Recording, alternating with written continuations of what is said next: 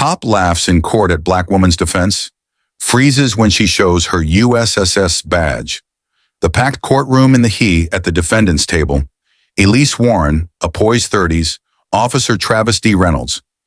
He had laughed earlier when her defense attorney argued that this was a clear case of racial profiling. Now he chuckled again, shaking his head as if he found Elise Rema. Then in one swift motion, she reached into her jacket, retrieved a small leather case, and flipped eye. The smirk on Reynolds' face vanished instantly. The courtroom fell into dead silence. Inside the case was an official U.S. Secret Service badge. For the first time that morning, Reynolds' arrogance crumbled. The gallery erupted into murmurs. The judge tapped his gavel to regain order. He had profiled, detained, and ridiculed a federal agent. And earlier that morning, the first rays of the sun crept over Independence Avenue, White House in the dist. On the corner of 14th Street, police cruiser idle officer Travis Reynolds, Sip Reynolds, was 42 years old, a simpler, had never quite adjusted to. Then he saw a tall black woman in a tailored gray suit, didn't look around nervously like Mo. That to Reynolds was suspicious. She turned onto a quieter side street near the White House security perimeter, and that was tossing his coffee into the gutter. He slid into his cruiser and followed her. A predator tracking prey. The woman cast a single glance over her shoulder, acknowledging his presence. A flicker of some annoyance. She knew Reno. Not so confident now, huh? Flipping on his sirens for intimidation, he pulled up beside her. She stopped slowly. She turned to face him, her expression unreadable. Her voice. Yeah, I'd say so, he sneered, eyes raking over her as if searching for a reason to esca. She sighed through her nose, then, your act.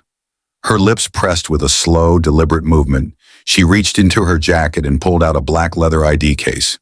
Reynolds leaned in, expecting to see some flimsy excuse for identification. She flipped it open. The gold emblem of the U.S. Secret Service gleamed and T. Reynolds' stomach dropped. His lips parted, but no words came out. The ID next to the badge was clear. Elise Warren, Special Agent, United States Secret Service. She held it up, waiting. Reynolds felt a cold sweat creep down his spine. The gallery's whispers grew louder. Would you like to continue, officer? She asked. Voice MA camera clicked from recording this moment. His face burned. He swallowed, detaining a fuh. The courtroom watched in stunned silence. Reynolds' jaw tightened. There was no saving face now. Everyone knew it. His career had just unraveled in front of a packed courtroom.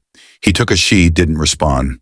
She simply watched as he turned, hurried back to his seat, and avoided her gaze completely. Just a cop laughs in court at black woman's defense. Freezes when she shows her USSS badge. The courtroom in Washington, D.C. buzzed with whispers. A tense energy filled the air as people shifted in their seats, eyes darting between the two figures at the center of it all. At the defense table sat Elise Warren, a composed black woman in her late 30s. Her expression betrayed no fear, only quiet defiance. Across from her, Officer Travis Reynolds stood with a smug grin, arms crossed, exuding confidence. He had laughed earlier when her attorney claimed this was racial profiling. Now he chuckled again, shaking his head in mock disbelief. Elise said nothing. Then in one swift motion, she pulled a small leather case from her jacket and flipped it open. The smirk vanished. Inside was an official U.S. Secret Service badge. The courtroom fell silent. Reynolds' face twisted from amusement to horror. The judge, jury, and spectators froze. He had profiled, detained, and mocked a federal agent, and now the entire room knew it. Earlier that morning, the sun crept over Independence Avenue, casting golden light on Washington's grand buildings. Traffic crawled, and tourists snapped photos of the White House in the distance. At the corner of 14th Street, a police cruiser idled, its lights swirling. Officer Travis Reynolds, 42, leaned against the hood, sipping coffee, his sharp eyes scanning the morning crowd. D.C. wasn't like the quiet Georgia town where he'd grown up. The city was fast, diverse, unpredictable. He prided himself on keeping order, deciding who did and didn't belong. Then he saw her, a tall black woman in a tailored gray suit, striding with confidence. She didn't glance nervously at passing officers. She just walked, like she belonged. And that, to Reynolds, was suspicious. She turned down a side street near the White House perimeter. He tossed his coffee and slid into his cruiser. Moments later, he pulled alongside her and rolled down the window. "Ma'am," he called, his voice polite but firm. "Step over here a moment." She ignored him, continuing forward. Reynolds's chest tightened. His pride stung. He flicked on his siren for a quick burst. "Ma'am, I said step over here," he repeated, voice sharper. Finally, the woman paused, exhaled, and turned. "Is there an issue, officer?" Her voice was even, her face unshaken. Reynolds studied her. The expensive watch, pristine shoes, calm posture. She didn't look like an average commuter. "You're walking in a restricted area," he lied, stepping out, hand on his holster. "ID, please." "This sidewalk isn't restricted," she said smoothly. "I walk here every day." Her steady gaze irked him. She wasn't afraid. He tapped his badge, flexing his authority. "ID," he demanded again. She sighed, as if she'd been through this far too many times. Moving deliberately, she reached into her bag and pulled out a wallet. Reynolds tensed, half expecting resistance. Instead, she handed him a driver's license. He read the name, Elise Warren. It meant nothing to him. "Where were you headed?" he asked. "Work." "Where do you work?" Elise paused, then smiled slightly. "Is there a problem, officer? Or can I leave now?" Reynolds bristled. "I'll decide when you can leave," he snapped. "People plot things near high-security areas all the time." A flicker of annoyance crossed Elise's face, but she kept her tone controlled. "Well, if that's all, officer, I'd like to continue. I'm late for a meeting." Something about her bothered him. Then he saw it, the hint of a smirk, like she knew something he didn't. He stepped closer. "Watch yourself," he muttered. Elise didn't blink. "I always do." She turned and walked away, unshaken. Hours later in court, Reynolds would relive this moment, and when Elise Warren revealed her U.S. Secret Service badge, he would realize just how badly he had messed up. The director's warning: a federal hearing looms director, Samuel Langston, was a tall, broad-shouldered man in his early 50s, his serious demeanor rarely softening, except with those he trusted. As Elise Warren stepped tension in the... He gestured for her to close the door. "Elise," he said, leaning forward over his desk, "I need you to explain something to me." She remained still. We received a complaint from the Metropolitan Police Department about White House perimeter. Off Travis D. Reynolds. Rin. Her heart jumped into her throat. "Yes, sir," she said, voice steady, controlling her emote. "He stopped me. Without cause. Try intimidate me." Langston nodded gravely. "Well, the complaint states that you were uncooperative and attitude hindered police business. The restricted zone." Elise felt anger rise in her. She forced it down, inhaling slowly. "That's not true. See no restricted zone. It public sidewalk." Langston exhaled. "I believe you, Warren. But Reynolds is making a big deal out of this. Formal hearing about agent. This departmental matter. Can't ignore it." "A hearing? What?" Walken Langston's expression darkened. "You know how these things go," he said, voice firm. "It's political. It's personal. CHUM-PD is pushing it. They want to see if you violated any protocol. They're probably fishing for a scapegoat. Or maybe this officer just has a grudge.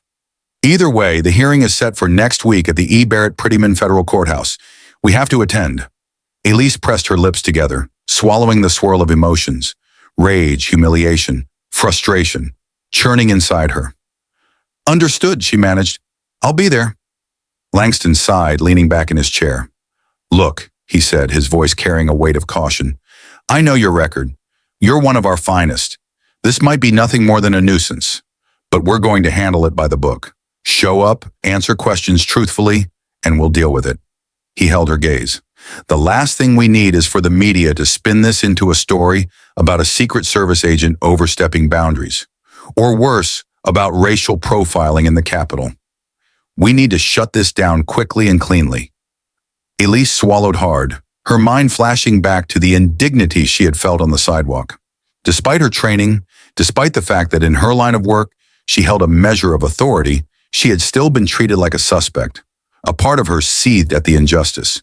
But she nodded to Langston. "Yes, sir, I'll do my part." When she stepped out of his office, she felt the weight of an impending storm settling on her shoulders. Never had she imagined that her own job, her own badge, would be used against her like this. But if Officer Reynolds wanted a fight, she was prepared to stand her ground, even if it meant revealing more about her real position than she usually let on.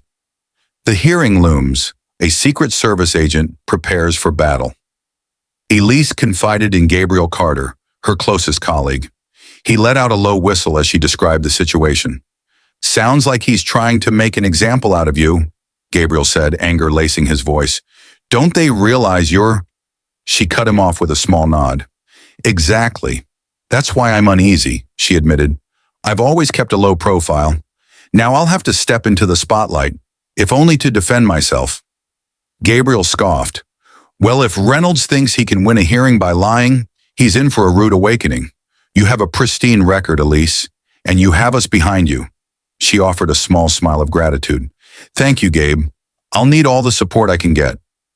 Privately, though, she dreaded the hearing. She knew the scrutiny she'd face in that stuffy courtroom. Even more, she anticipated the smug grin on Travis Reynolds' face when he saw her forced to defend her own innocence. Yet she also knew something he didn't. She was no ordinary citizen. She was a trained U.S. Secret Service agent, sworn to uphold justice. So if he wanted a fight, she would bring it. Quietly, legally, and with every ounce of dignity she possessed. The days leading to the hearing tension mounted as rumors circulated around the department. Some asked if this was racially motivated. Others murmured about a power struggle between local law enforcement and federal agencies. Elise maintained her usual calm, staying focused on her daily tasks. But deep down, she could feel a fury simmering alongside a fierce determination to see justice served. The morning of the hearing. The morning dawned gray and overcast, the sky threatening rain. Standing outside the E. Barrett Prettyman Federal Courthouse, Elise took a moment to steel herself. She had chosen a simple black pantsuit, professional but conservative, and wore her hair in a neat chignon at the nape of her neck. She glanced up at the imposing columns framing the courthouse entrance. She had been here before, but always for official business, never as the accused. Today she was on the other side, expected to justify her own actions.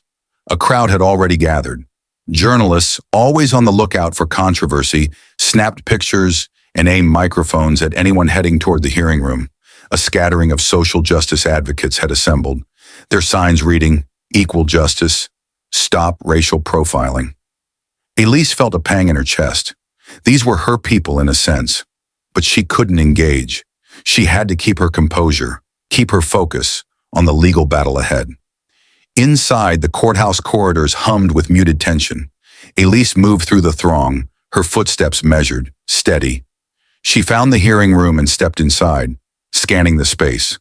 It was smaller than a trial court, more intimate, but it held the same weight of authority. She felt every eye in the room flick toward her. In the front, Officer Travis Reynolds sat, arms crossed, smug grin in place.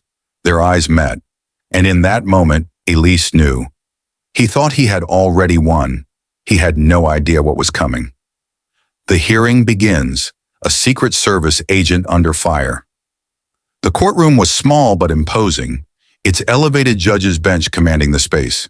Wooden seats lined the room for attendees, while a table sat on either side of the aisle. Overhead lights cast a stark glow, amplifying every shuffle of feet, every rustle of paper. And there he was, Officer Travis Reynolds. He stood by his attorney, leaning casually against the table, his expression exuding smug confidence. His uniform was neatly pressed, the gold badge gleaming under the fluorescent lighting.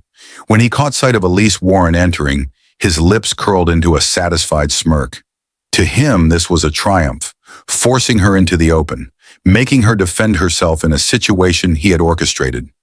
Elise spotted her own legal counsel, Elizabeth Chan, a seasoned departmental attorney with a reputation for ruthless cross-examinations. Seeing her steadied Elise's nerves. "Agent Warren," Elizabeth greeted, gesturing for Elise to sit beside her. "Everything is set. We'll make this swift." Elise nodded, her gaze flicking to the back row, where her supervisor, Director Samuel Langston, sat with his arms crossed. He offered a reassuring nod. The agency was behind her. A wave of relief settled over her, even as tension coiled in her chest. At precisely 9 a.m., the courtroom doors swung open.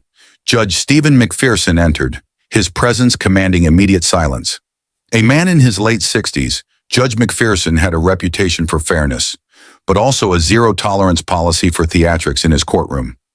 Everyone rose as he took his seat behind the bench. Adjusting his glasses, he scanned the two tables before him, then tapped the case file in front of him. "Let's get to it," he said briskly.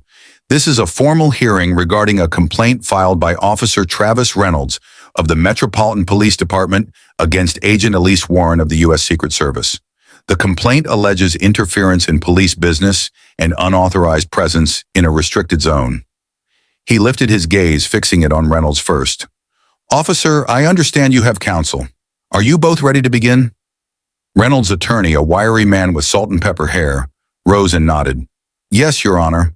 My client has prepared statements." Judge McPherson turned his attention to Elise and Elizabeth. "And the defense?" Elizabeth stood, her voice calm but firm. "Yes, Your Honor. We are prepared and have significant evidence to demonstrate there was no wrongdoing on the part of Agent Warren." The judge seemed satisfied. "Then let's proceed." Reynolds took the stand first. He recounted his version of events, how he had seen Elise walking near a secured zone, how she had refused to comply with his orders, how she became belligerent. At times, he embellished his story with dramatic flair, throwing in phrases like, "I feared for my safety." She seemed ready to escalate the situation. He paused frequently, glancing at the judge, adopting an air of righteous victimhood.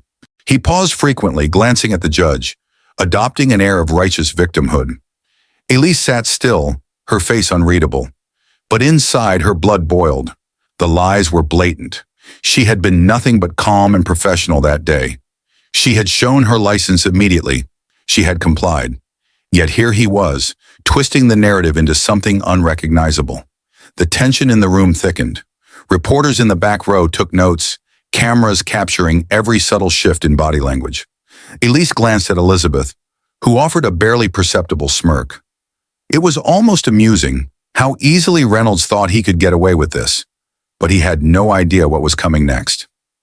The cross-examination, breaking the case. Open. The tension in the courtroom thickened. Journalists exchanged glances, sensing the gaping discrepancies between Reynolds' statements and the facts circulating outside the hearing.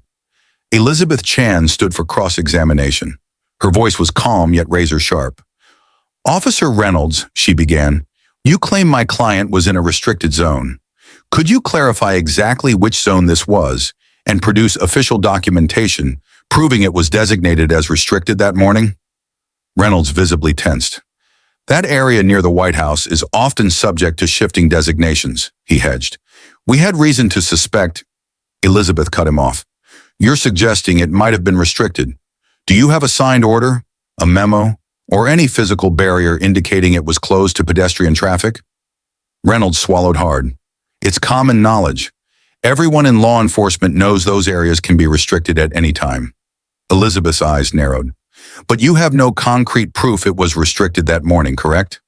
A muscle twitched in Reynolds' jaw. "No official proof, no," he admitted grudgingly. Elizabeth turned to the judge. "Your Honor, I would like to submit into evidence a copy of the official street closures for that date and time, provided by the Metropolitan Police Department and the U.S. Secret Service." She handed over a set of documents. "Nowhere does it list Pennsylvania Avenue nor 15th Street as restricted on the morning in question." Judge McPherson accepted the papers, flipping through them with a deepening frown. He lifted his gaze. "Officer, care to respond?" Reynolds stammered. "It's possible that I might have made an assumption based on prior closures, but I acted in good faith. The defendant was uncooperative, and I believe she was disregarding my orders." Elizabeth's tone sharpened. Was she uncooperative, or did she simply exercise her right to continue walking on a public sidewalk? Reynolds shifted uncomfortably. "She did give me her ID, eventually." Elizabeth pounced. Her demeanor, officer, or your assumptions? Silence. Then she turned to the judge, letting the point hang in the air. Judge McPherson nodded slightly, seeing the weakening position of the officer. The complaint was already unraveling, but the hearing wasn't over yet. Reynolds' attorney, sensing the collapse, attempted to redirect. My client is an experienced police officer, Your Honor. He can't be expected to recall every street restriction in the heat of the moment. He was acting in the interest of security. Elizabeth's brow arched. Security, or a hasty assumption? She took a slow step forward. The point remains, Your Honor. Agent Warren was hindered by what? Walking to work? A ripple of excitement passed through the gallery. Journalists leaned forward, scribbling furiously in their notepads. This was no longer just a local story. This had the hallmarks of a larger scandal, especially if it led to allegations of racial profiling. Feeling cornered, Reynolds scrambled for a new angle. Furthermore, he began, grasping for control, when I asked her, but Elizabeth was already ready. She knew exactly where this was heading, and she was prepared to dismantle it next. The moment of truth. A Secret Service agent's silence speaks volumes. Reynolds grasped for control, his voice tinged with frustration. She was evasive when I questioned her. If she had just told me up front who she was, maybe this wouldn't have escalated. Elizabeth barely concealed a smirk before turning to the judge. Your Honor, I'd like to call Agent Elise Warren to the stand. Elise stood, her heels clicking sharply against the marble floor as she approached the witness chair. She placed her hand on the Bible, took the oath, then settled in, clasping her hands in her lap. She felt every eye in the room locked onto her. Remain calm. Stick to the facts. Don't let emotion take over. Elizabeth approached, her tone measured yet commanding. Agent Warren, let's walk through the events of that morning. From the sidewalk encounter to the request for ID, to Officer Reynolds' posture during the stop. Elise's voice remained steady, though her heart pounded. She recounted the incident clearly, how she had indeed provided her state-issued license, how Reynolds had no legal reason to detain her, and how his body language had conveyed an unspoken threat. Then she added with calm precision, he told me, and I quote, "You people need to remember your place." A hush fell over the courtroom. Reynolds' attorney shifted uncomfortably. Judge McPherson's brow furrowed, his expression darkening. Elizabeth seized the moment. Agent Warren, why didn't you immediately identify yourself as a Secret Service agent? Elise took a measured breath before answering. Because I had no obligation to do so, she said plainly. I was off duty, heading to work, and not under any investigation requiring me to reveal my federal credentials. More importantly, I was not carrying out any official Secret Service action. I complied with Officer Reynolds' request for my state-issued ID, which should have been sufficient. Elizabeth nodded, then turned back to the judge. Your Honor, I believe this confirms Agent Warren's compliance. Secret Service policy does not require her to disclose her federal status in an unrelated stop, especially when she has done nothing wrong. A tense silence hung over the room. Then Reynolds scoffed, a short, derisive laugh that echoed in the still courtroom. People turned to him in shock. The judge's glare hardened. But Reynolds wasn't done. His voice dripped with sarcasm. Come on, he sneered. She's standing here playing innocent, but we all know she's just pulling the race card. Typical. A few gasps rippled through the room, but Reynolds kept going, oblivious. She's trying to blame me for doing my job. If she had just said she worked for the feds, this wouldn't be happening. But no, she had to make it about race. He didn't get a chance to finish his sentence, because in one fluid motion, Elise reached into her jacket pocket, withdrew a small leather case, and flipped it open. A sharp, collective gasp broke out. The gold emblem of the U.S. Secret Service gleamed under the fluorescent lights. Cameras flashed. Journalists scrambled for their notepads. The judge's eyes widened, and Officer Reynolds froze. His entire face drained of color as the weight of what he had just said crashed down on him. Elise Warren wasn't just a federal employee. She was a special agent of the United States Secret Service, entrusted with the security of the nation, and now every single person in the room knew it. The unraveling of Officer Reynolds. The hush that followed was as heavy as a thundercloud. Elise met Reynolds' eyes, her voice clear and resolute. I am no one's pawn. I'm here because of his false allegations. And I'm tired of being treated as less than simply because I'm a black woman walking in the wrong place at the wrong time. The tension spiked, thick enough to choke the air. For a fleeting second, Officer Reynolds was speechless. His eyes pinned to the badge, his face pale, sweat forming on his brow. He swallowed hard as though realizing this was a fight he might lose, and lose spectacularly. Somewhere in the back, a reporter's camera shutter clicked incessantly, capturing every detail. The sweat glistening on Reynolds' brow, the stern resolve on Elise's face, and that iconic badge, gleaming like a testament to truth in the face of injustice. In that moment, the power balance shifted. Elise was no longer on the defensive. She was no longer just another black citizen forced to justify her existence. She was a federal agent, an enforcer of justice, one who upheld the law, even against those who wore a badge but violated its principles. And so began the unraveling of Officer Travis Reynolds. The worst was yet to come for him. The courtroom vibrated with a collective suspended breath. Judge McPherson allowed the silence to linger, letting the weight of the moment settle. Then, with a gentle clearing of his throat, he motioned for order.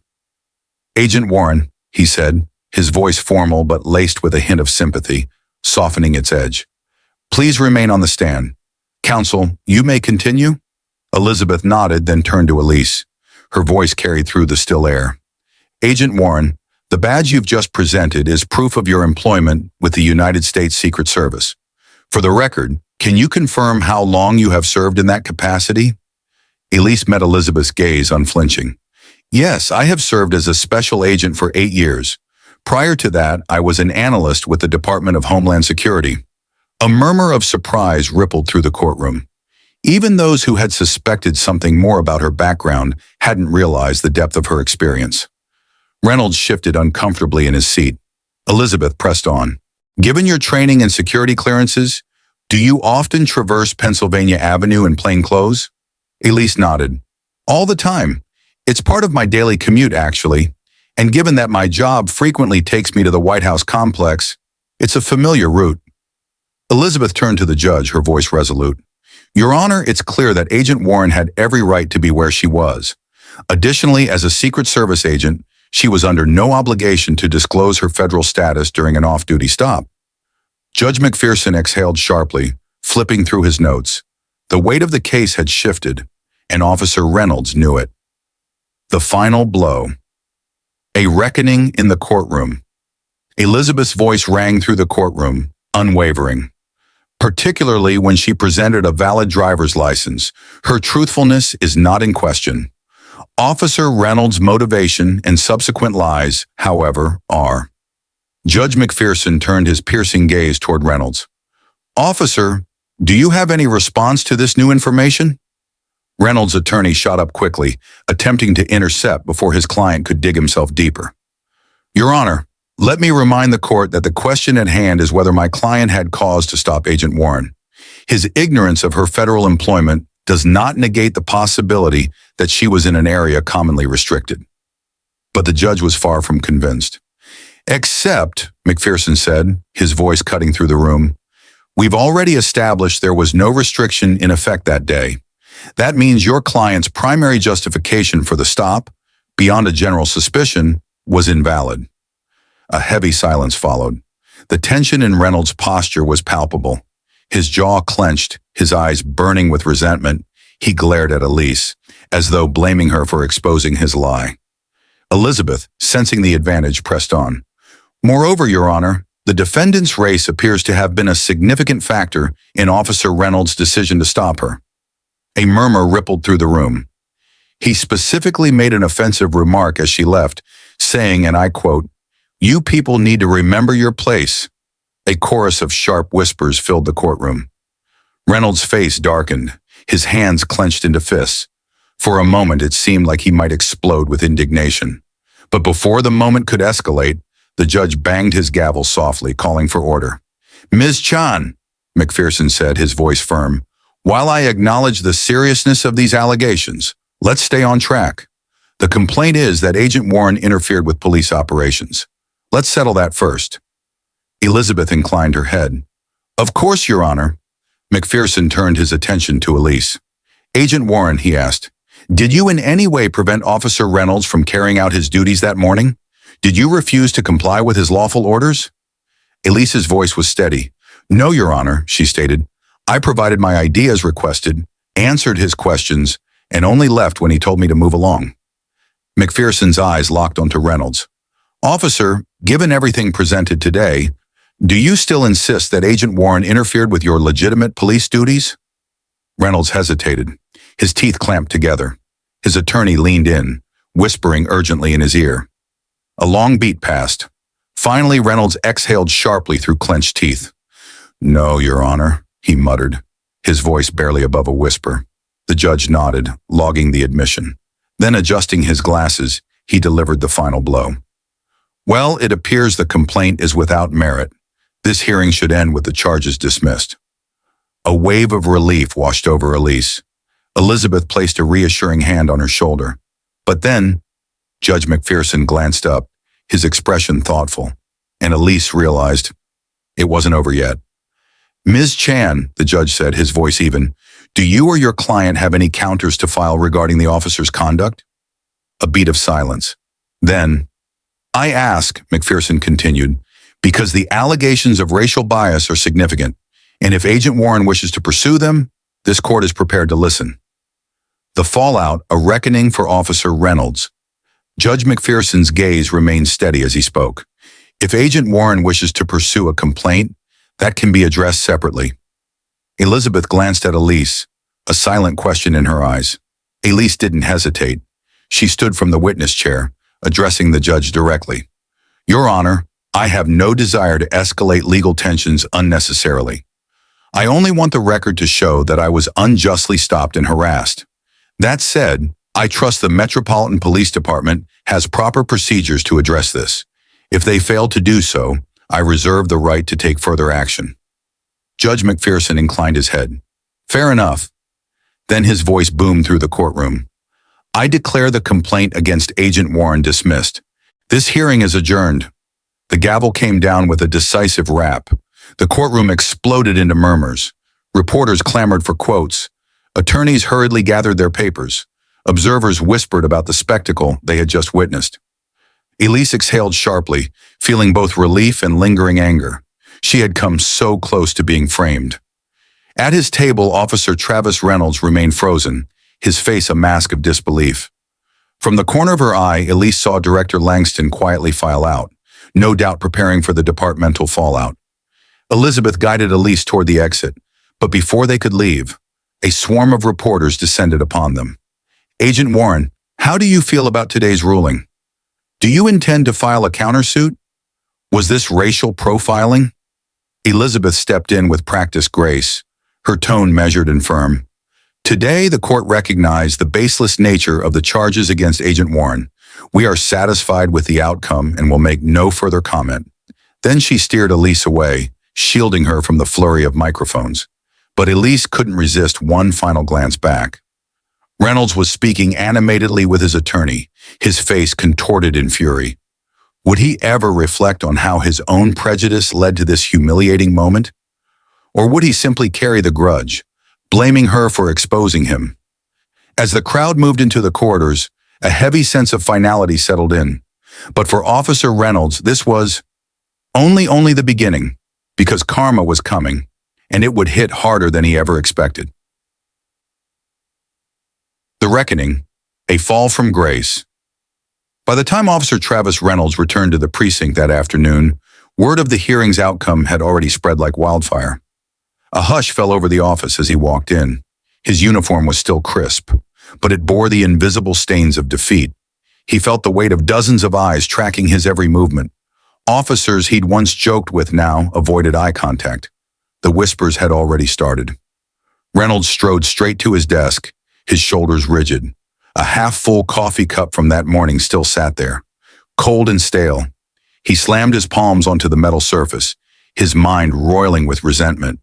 It was bad enough that he had lost, but the spectacle at court, her secret identity, the media coverage, the humiliating smackdown from the judge, it had left him trembling with rage. And worst of all, this was only the beginning. The reckoning. Officer Reynolds faces the consequences. Within minutes of returning to the precinct, Officer Travis Reynolds saw his commanding officer, Lieutenant Marcus Feldman, striding toward him. Feldman was a tall man with a calm, measured demeanor, but today his expression was a mix of disappointment and exasperation. "Reynolds, in my office. Now." His voice was quiet, but the weight of the order was unmistakable. Reynolds stood stiffly, ignoring the sidelong glances from his fellow officers as he followed Feldman into the cramped office. The door clicked shut behind them. Feldman crossed his arms over his chest. "All right," he said, his gaze sharp and unwavering. "What the hell happened in court?" Reynolds sank into a chair, trying to mask his frustration. "They dismissed the complaint," he muttered, his fingers clenched into fists. "Turns out she's Secret Service. She whipped out her badge and made me look like a liar." Feldman's brow furrowed. "So you filed a complaint against a federal agent without verifying anything?" He leaned forward. "And from what I'm hearing, you claimed it was a restricted area, which it wasn't." His voice was like a blade, cutting through the excuses before they could form. "Tell me you have some kind of explanation that makes sense." Reynolds shifted uncomfortably. "I had reason to suspect suspicious activity?" Feldman cut in, not buying it. "She was suspicious how, exactly?"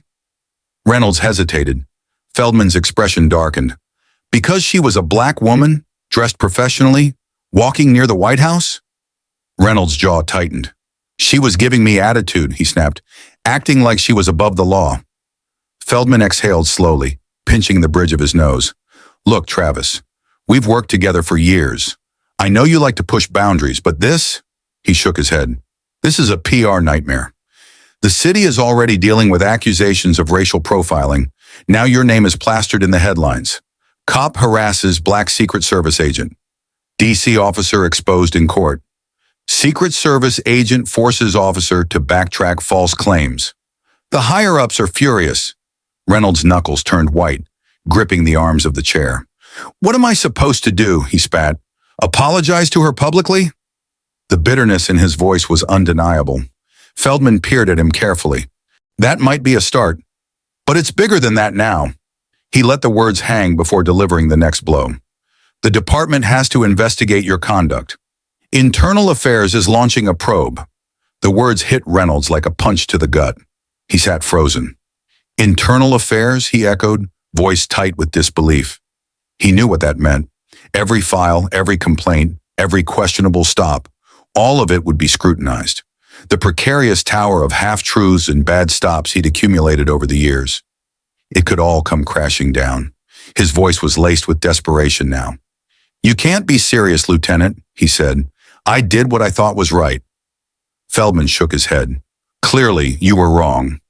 And now the department is paying for it." He straightened, his voice carrying the finality of a verdict.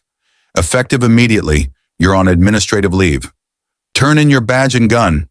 The words drained the color from Reynolds' face. His breath caught. "Leave," he echoed. "But I'm a good cop. This is—" Feldman cut him off. His voice was firm but tinged with resignation. "Hand them over. Now." Reynolds' heart pounded. His hands trembled as he reached for his duty belt. The holster and gun landed on Feldman's desk with a dull thud. A moment later, he unclipped his badge. It glinted under the fluorescent light, now just a cold, lifeless piece of metal. A symbol of authority he no longer had. For the first time in years, he felt powerless. No amount of blinking would make the nightmare dissolve. Feldman gave him a curt nod. "Go home, Reynolds." And with that, the office door swung open, and Travis Reynolds walked out, feeling the weight of a ruined career on his shoulders. The fall of Officer Reynolds, a path of no return. You'll be notified once the investigation is complete. Until then, go home. Reynolds rose unsteadily, his mind spinning. As he stepped out of the office, into the main bullpen, he felt the weight of every stare. Co-workers who had once respected him now kept their distance. Some offered sympathetic glances. Others stared with barely concealed contempt. The rumor mill had already done its job. Most knew the broad strokes of what had transpired in court. For many, it wasn't shocking. Reynolds had a reputation, pushing boundaries, targeting people he found suspicious, especially if they didn't look like him. With a clenched jaw, he grabbed his personal items and walked out. This time there was no sense of pride in wearing the uniform. The stares felt accusatory, as if every officer in the room was silently telling him, "You brought this on yourself." A cold reckoning. Outside, a gray drizzle had started to fall. Reynolds stood on the precinct steps, rain soaking the edges of his hair, feeling unmoored. Public sentiment was turning against him. The department had distanced itself. Even his attorney admitted there wasn't much else to be done. He clenched his fists. That woman in the Navy suit. His mind seethed. Was he more furious at her for having the audacity to stand up to him, or at himself for not doing his due diligence before filing the complaint? The memory of her calm face, the way she had silently pulled out her badge, shattering his case in seconds, haunted him. His fingers twitched, tempted to turn around, to go back inside, to confront someone, to set the record straight, but there was no record to set straight. He'd been caught, and everyone knew it. The drizzle turned into a cold rain. Shoulders slumped, he trudged away. But in a small, petty corner of his mind, a plan began to form. If he was going down, maybe he'd find a way to drag her with him. A smear campaign, a rumor, anything to salvage his shattered pride. But as he would soon discover, that path would only lead to deeper chaos and more suffering. Karma wasn't done with Travis Reynolds, not by a long shot. With the aftermath, an unwanted symbol. That evening, Elise tried to decompress at home. She lit a lavender-scented candle, brewed chamomile tea, and flipped on the TV, hoping to find something mindless to distract herself. But the moment she turned to the local news channel, there it was, her own face filling the screen. The anchor discussing the fallout at the Metropolitan Police Department, how Officer Reynolds had been placed on administrative leave. They even showed cell phone footage from the courthouse steps. A handful of activists chanting, praising Agent Warren for standing up against prejudice. She sighed, then flicked off the TV. "I never asked to be anyone's symbol," she thought. "I just wanted to do my job in peace." Yet as she sat in the dim glow of her living room lamp, another realization dawned. Maybe her story, unwilling though she was to carry it, could spark a conversation. Maybe if even a few people questioned their biases, some good could come from it.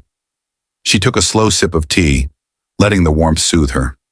Still, in the back of her mind, a nagging sense of anxiety remained, because Officer Reynolds wasn't the type to accept consequences quietly, and Elise knew this wasn't over. The breaking point. A man on the edge. Elise couldn't shake the feeling. Haskins wasn't the type to roll over quietly. He had shown determination and hatred, a toxic mix. She wondered if their paths were truly severed now, or if trouble still lurked on the horizon. Spiraling into darkness, Officer Dean Haskins sat in the living room of his modest suburban apartment, a half-empty bottle of bourbon on the coffee table. The TV flickered with the day's headlines. His suspension, the fallout, the calls for his termination. Each commentary stoked the embers of his anger, feeding his resentment. The media coverage had intensified since the hearing. Social media was flooded with hashtags condemning police racism. Protesters gathered outside MPD headquarters, demanding his dismissal. The likelihood of him returning to active duty grew slimmer by the hour.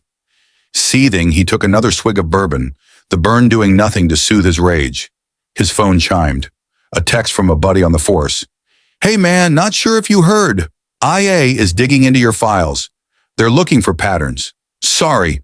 Haskins roared in anger, hurling the phone across the room. It clattered to the floor, screen cracked. Patterns? They were going to brand him a racist. They'd dig up his old complaints. The excessive stops, the scuffles, the minor allegations that had been swept under the rug. Before, they'd been dismissed as insufficient evidence. But now, with the media spotlight blazing, the department wouldn't dare bury anything. He turned off the TV, his eyes falling on a scuffed wooden box on the shelf. Inside were old family photos. Haskins rummaged through them, his fingers grazing over memories of a simpler time. A time when he believed wearing a badge made you a hero, when the uniform commanded respect, not suspicion. Where had it all gone wrong? The memory of Agent Warren's calm, defiant posture in the courtroom burned in his mind.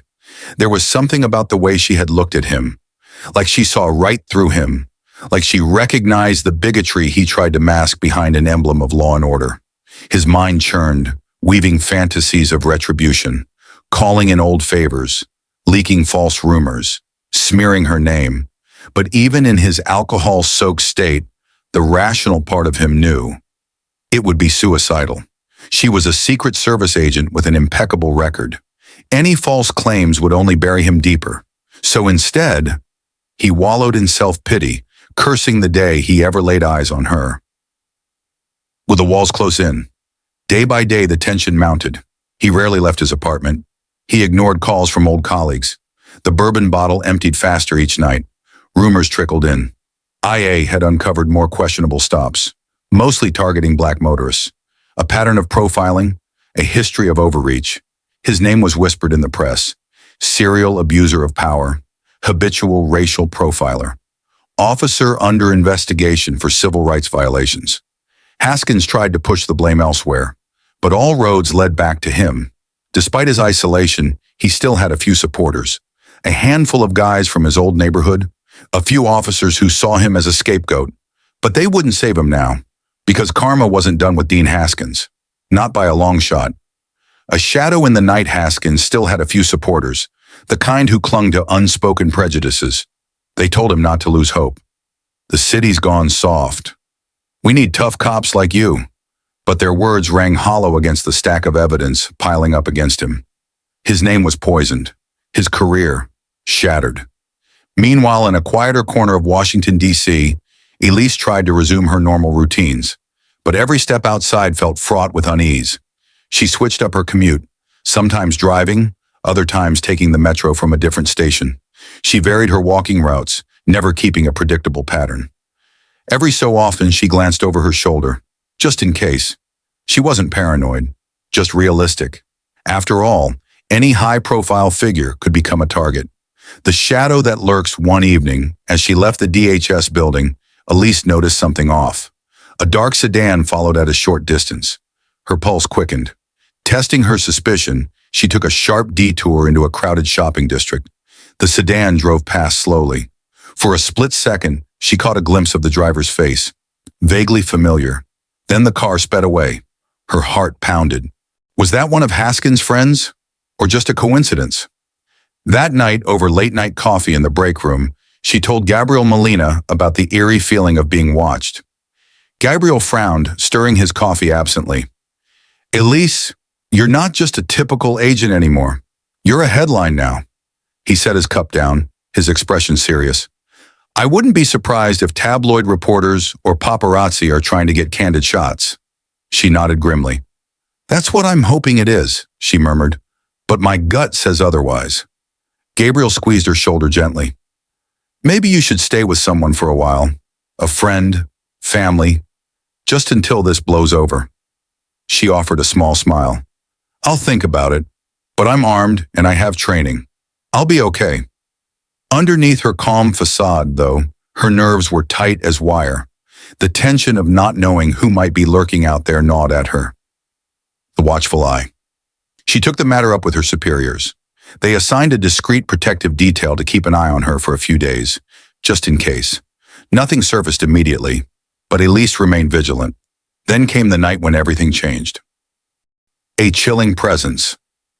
It was late one evening, and Elise was working overtime on a classified briefing.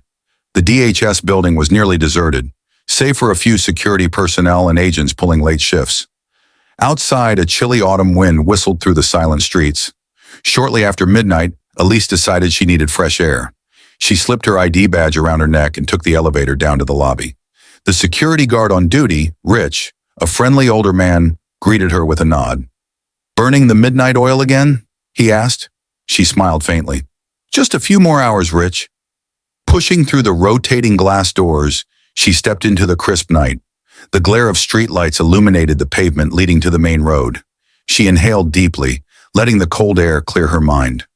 Just a few more hours, she told herself. Then I can finally go home and sleep. Then, a sudden movement caught her eye. The final confrontation, a badge, a gun, and a reckoning. Elise's gaze snapped to a dark figure emerging from behind a parked van. The dim streetlight barely illuminated his face. But she recognized him instantly. Travis Reynolds. Her pulse spiked. He must be out of his mind to approach a federal building like this. Adrenaline flooded her veins as she reached for her phone, ready to call security. But Reynolds moved fast. He took a few quick steps forward, a gun glinting in his hand. "Don't you dare!" His voice was hoarse, laced with desperation and rage. No calls. The face-to-face with a man on the edge. Elise's heart pounded.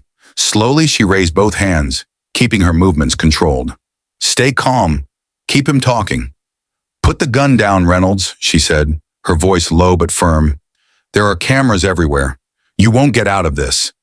His face was drawn, his bloodshot eyes wild. He looked thinner, more unhinged than she remembered. "I lost everything because of you," he spat. "My badge, my career, my reputation. And you." He brandished the pistol, the weapon shaking in his trembling grip. "You walk around a damn hero." Elise locked eyes with him, her training kicking in. First rule, keep him talking. Second rule, look for an opening. "You lost everything because of your own actions," she said softly but firmly. "I never asked for any of this. The court hearing, the media, it just happened." "Bull!" he growled, his grip tightening. "You could have let it go. You could have just told me who you were." Elise's jaw clenched, anger cutting through her fear. "You harassed me for no reason. You lied in court. You made this happen, Reynolds." His eyes shone with malice, but there was also a flicker of regret. The faint scent of alcohol clung to him. "I never wanted to shoot you," he mumbled, "but my life's over anyway." The words sent a chill down her spine. Elise shifted her footing slightly, preparing to disarm him if he took a shot. The question was, did he really intend to kill her, or was he bluffing? In the distance, she heard the faint hum of an approaching car. At the same time, the building doors slid open behind her. Rich, the security guard, stepped out. He spotted the gun instantly, his eyes widening. "Hey, put it down!" His radio crackled in his hand. Reynolds whipped around at the sound, momentarily distracted. The fight for survival. Elise saw her chance. She lunged forward, knocking the gun to the side. Just as he pulled the trigger, bang! The shot rang out, echoing in the deserted street. Sparks flew as the bullet ricocheted off a street lamp. They collided, bodies locked in a frantic struggle. Though Reynolds was taller and heavier, Elise's training gave her the edge. She twisted his wrist, forcing the gun from his hand. It clattered to the pavement. Another quick maneuver, and Reynolds cried out in pain, dropping to his knees. By the time security reinforcements arrived, Elise had him pinned. Her sidearm was drawn. She had managed to retrieve it from her waist holster in the chaos. Two armed guards rushed in, securing Reynolds. Elise stood over him, breathing heavily, relief, fear, and outrage crashing over her all at once. Rich ran up, panting, his eyes scanning her for injuries. "You okay, Agent Warren?" She nodded shakily. "Fine." Then her voice hardened. "Get him inside." "Call MPD," Reynolds groaned, sweat pouring down his face. He glared up at her, his voice a venomous hiss. "You! This is your fault." Elise didn't respond. She just watched. As they dragged him away, his fate sealed. Justice served, a future rewritten. Adrenaline still surged through Elise's veins as she watched security guards yank Reynolds to his feet. They dragged him toward the building's entrance, his face twisted with anger and defeat. The street erupted in flashes of blue and red as police cruisers converged. In the swirl of confusion, Elise gave her statement, recounting every moment of the attack. Reynolds was arrested, cuffed, and stuffed into a squad car. She watched from the sidelines, her arms wrapped around herself, trying to process the fact that she had almost been shot. Would a fall from power? The days following Reynolds' arrest were a strange mix of relief and exhaustion. She spent hours cooperating with the investigation. She provided detailed accounts of the assault. Surveillance footage from the DHS building's exterior cameras left no doubt about Reynolds' intent. The evidence against him was ironclad. He had no escape. Reynolds faced charges of attempted assault with a deadly weapon on a federal agent, felony weapons possession, multiple additional charges stemming from prior misconduct. His fate was sealed. The public reckoning. The media covered the story, but this time the tone was definitive. Disgraced officer attempts attack on Secret Service agent. Fired DC cop's history of racial profiling exposed. Secret Service agent thwarts armed assault outside federal building. Public sympathy shifted firmly in Elise's favor. She was praised for her quick thinking, composure, and courage. The MPD acted swiftly, terminating Reynolds' employment. They cited multiple violations. They condemned his actions, making it clear he no longer represented the department. Internal Affairs released a damning report, exposing a pattern of racial bias in his stops and arrests. The conclusion was absolute. He would never wear a badge again. A new chapter begins. Through it all, Elise tried to regain a sense of normalcy. She returned to analyzing threats. She attended meetings, safeguarding national figures. In rare quiet moments, she reflected on how close she had come to losing her life. The incident had reminded her of a harsh truth. Even those sworn to protect could become the threat when driven by hatred. In an unexpected meeting, one sunny afternoon, Director Langston called her to his office. When she arrived, he was standing by the window, his hands clasped behind his back. He turned, his expression warm but professional. "Agent Warren," he greeted her, "I just finished speaking with the Deputy Director. We want to commend you for your professional handling of this ordeal. From the initial complaint to the final confrontation, you conducted yourself with dignity and strength." Elise cleared her throat, a swell of emotion tightening her chest. "Thank you, sir. I was just doing what any agent would do." Langston nodded. "Perhaps," he said, "but not every agent would have your composure." He stepped forward. "We'd like to offer you a promotion, Assistant Special Agent in Charge." Elise's eyes widened. The promotion was a big deal, a step up in leadership, a chance to bridge the gap between the Secret Service and other law enforcement agencies. Langston smiled. "We need someone with a proven track record of integrity and resilience, and we believe that someone is you." A future redefined Elise stood there, taking it all in. She had faced death, injustice, and public scrutiny. And yet, she had emerged stronger. Reynolds was finished. Justice had been served, and she was stepping into a future she never saw coming. A future where her voice, her presence, and her leadership could change things for the better.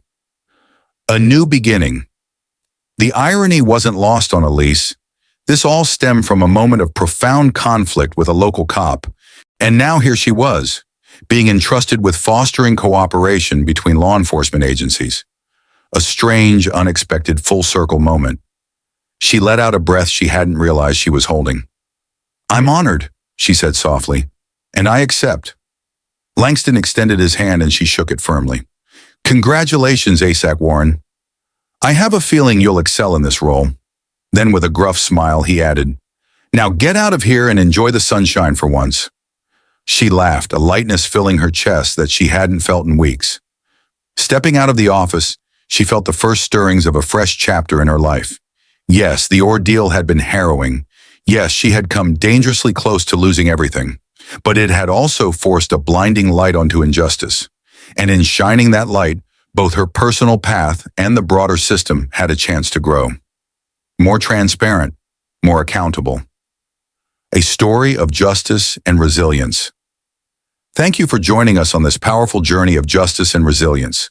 Elise's story proves that standing up against prejudice, even when the odds seem stacked against you, can reshape destinies.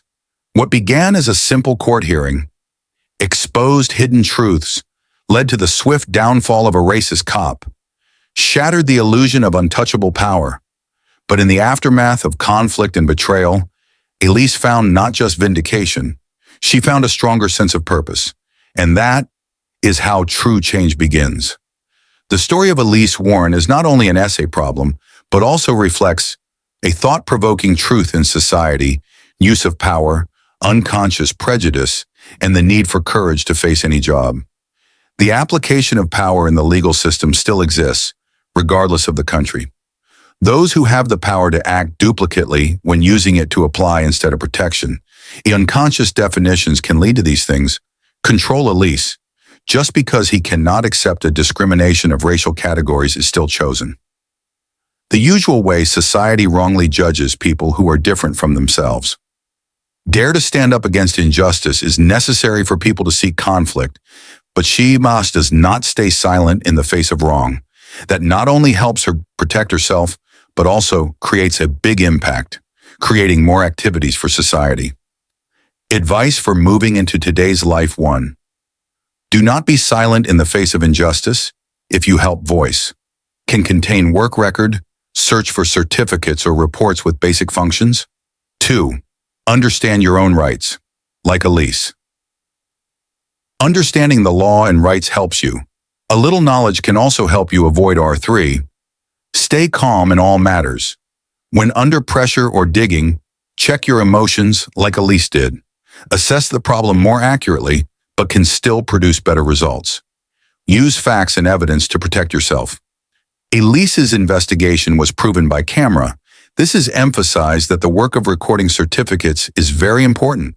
In today's life, if you save evidence, pictures, videos, witness statements, to protect yourself. 5. Persist and do not lose faith.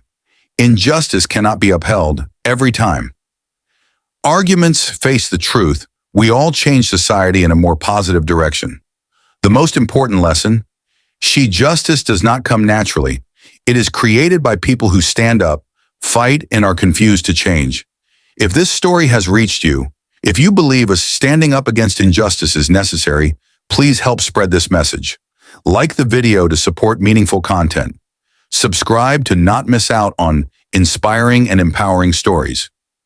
Share now with your friends and loved ones the power of truth and justice. What do you think of this story?